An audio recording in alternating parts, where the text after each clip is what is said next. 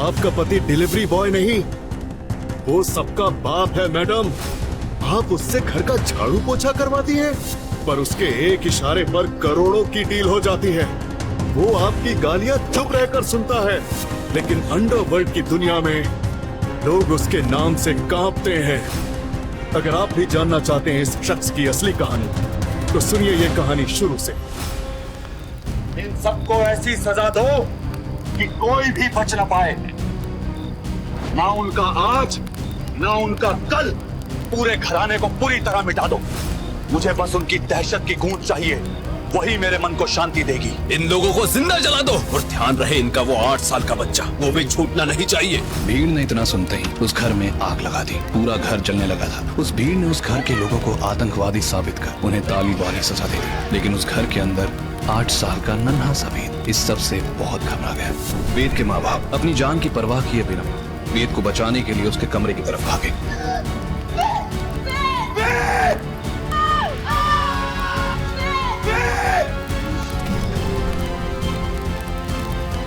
Mummy papa चलो please, जल्दी बाहर चलो, नहीं तो हम सब जल के मर जाएंगे। भाग जा बेटा वेद, यहाँ से जल्दी भाग जा। कहीं नहीं जाऊंगा, आप लोग भी जल्दी मेरे साथ चलो। टाइम खराब मत करो, जल्दी से निकलो। वेद के माँ बाप को यह समझ आ गया था कि अब वो यहाँ से बच के भाग नहीं सकते, इसलिए वो सिर्फ वेद को वहाँ से भागने के लिए बोलते हैं कि तभी मशालों के साथ खड़ी भीड़ की नजर वेद पर पड़ी। अरे गद्दार का बच्चा बच के निकल गया, पकड़ो उसे, वो बच ना पाए।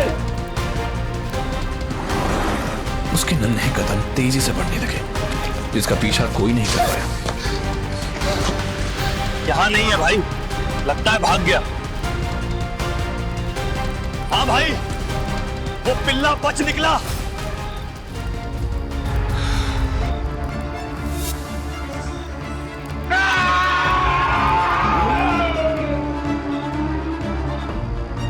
गुस्साई भीड़ को जब वेद नहीं मिला तो वो वहां से चले गए, और मौका देखते ही वेद वहां से निकलकर जाने लगा।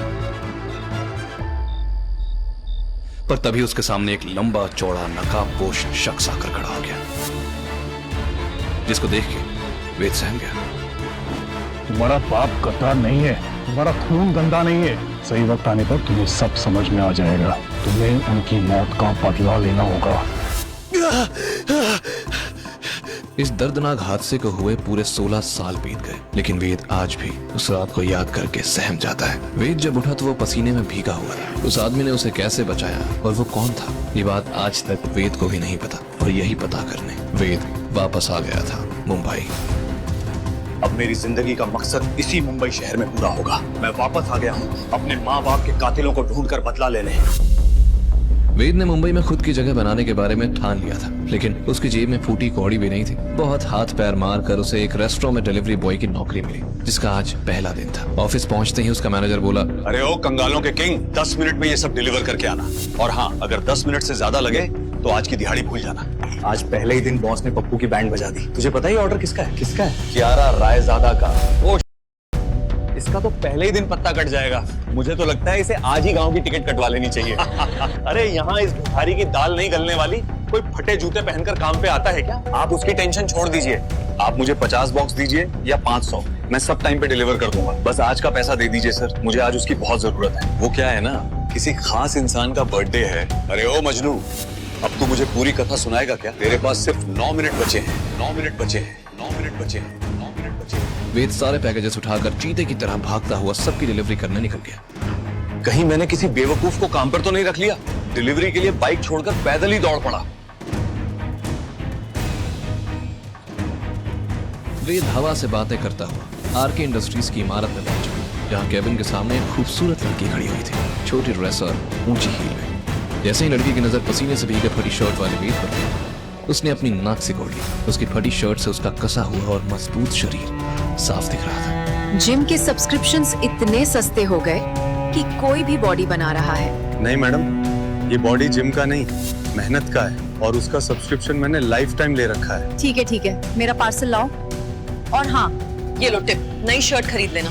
टिप के लिए शुक्रिया मैडम, लेकिन शर्ट तो मेरे पास और भी है। लेकिन डिलीवरी के लिए एक कोल्ड कॉफी भी है। कोल्ड कॉफी मिस कारा के लिए।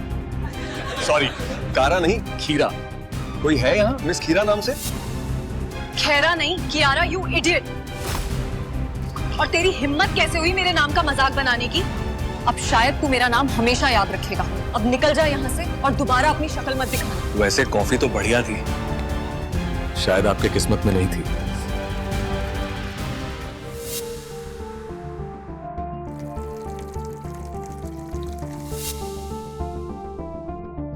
अच्छा सुन, आज स्टाफ कम है और वो सामने ब्लैक सूट वाला कस्टमर बहुत खास है। अगर तूने उसको खुश कर दिया तो आज ही मैं तेरी नौकरी भी परमानेंट कर दूंगा और 1 महीने की सैलरी भी अभी एडवांस दे दूंगा। दो गुड न्यूज सर। अब आप बस देखते रहिए वेद का कमाल। लेकिन जैसे ही उसने उस कस्टमर को देखा, उसके कदम अपने आप रुक गए। ये आदमी मुझे देखा हुआ लग रहा है। उस हट्टे कट्टे आदमी के चेहरे पर एक रहस्यमय हंसी वेद को उस भयानक रात की यादों में धकेल रही थी। तभी वेद के कानों में एक आवाज गूंजने लगी।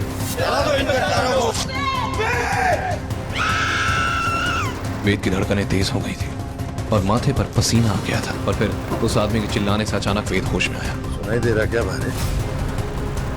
ऑर्डर लेता है कि मैनेजर को बुलाऊं? जी। वेद ने ऑर्डर तो ले लिया, लेकिन उसका दिमाग अभी भी उन्हीं सवालों से घिरा हुआ था कि आखिर था कौन वो आदमी, और इसे देखकर वेद को वो हादसे वाली रात क्यों याद आई। वो आदमी रुक रुक कर वेद को देख रहा था, और जब वो आदमी उठकर चला गया तो वेद की सांस में सांस आई। तू भी ना कुछ भी सोचता है वेद। इस रेस्टोरेंट में क्या, इस शहर में कोई नहीं जानता है।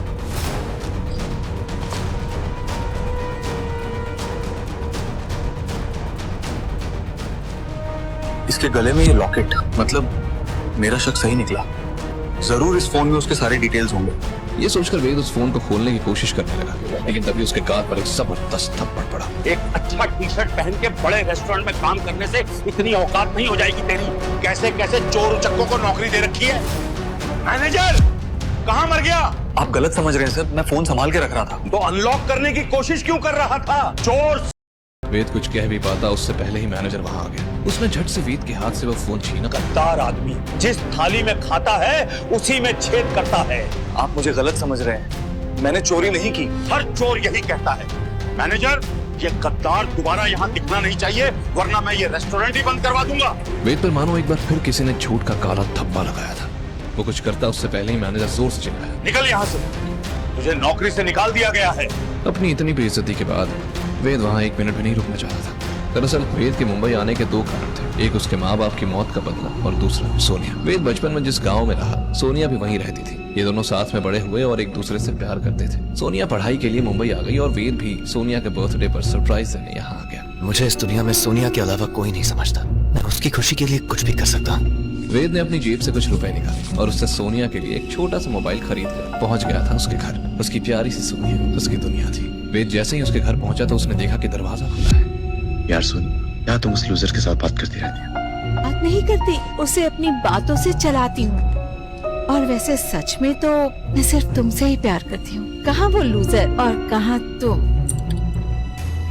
सोनिया की बात सुनकर जैसे ही वेद ने कमरे का दरवाजा खोला। सोनिया, तुमने मेरे साथ इतना बड़ा धोखा किया। सोनिया, मैं यहाँ तुम्हारे लिए मर मर के पैसे जुटा रहा था आज तुम्हें सरप्राइज देने के लिए। अबे फटीचर, जेब में फूटी कौड़ी नहीं और नखरे शाहजहां के। तुझे क्या लगता है कि तेरे इस 2 कौड़ी के फोन के लिए मैं तेरे आगे पीछे नाचूंगी? अच्छा हुआ कि तुझे सब कुछ दिख गया। मैं तो तुझे कुछ दिनों में छोड़ने ही वाली थी। अरे ओ भिखारी, जाते हुए नीचे खड़ी मेरी महंगी गाड़ी पे कपड़ा मारते हुए जाना। वो सड़क पर चलता जा रहा था। धीरे धीरे दिन ढल गया और अंधेरा हो गया। तभी उसे 4-5 बदमाशों ने घेर लिया और उस पर हमला कर दिया।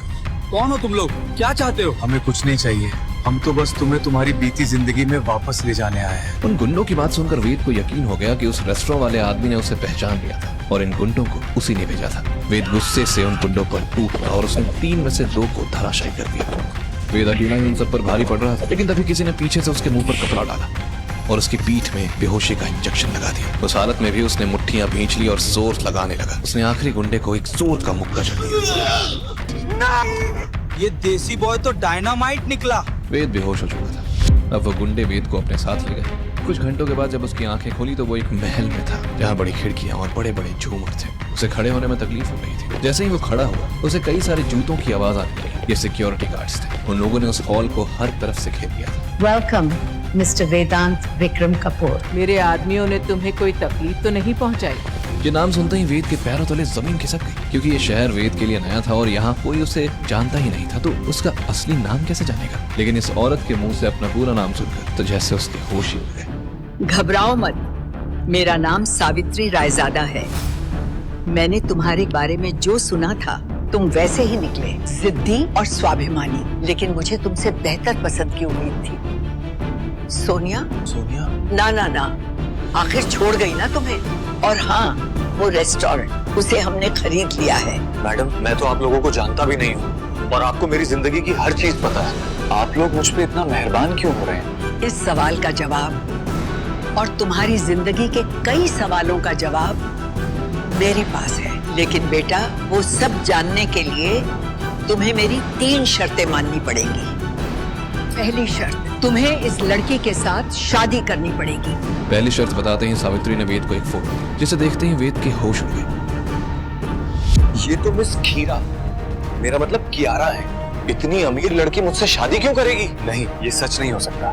मैं और आरके इंडस्ट्रीज की मालकिन मानता हूँ आपने मेरी मदद की है, लेकिन इस बात पर फिर भी मैं यकीन नहीं कर सकता। कृपया मजाक मत कीजिए और मुझे जाने दीजिए। आप अमीर लोगों के चक्कर में मुझे नहीं पड़ना।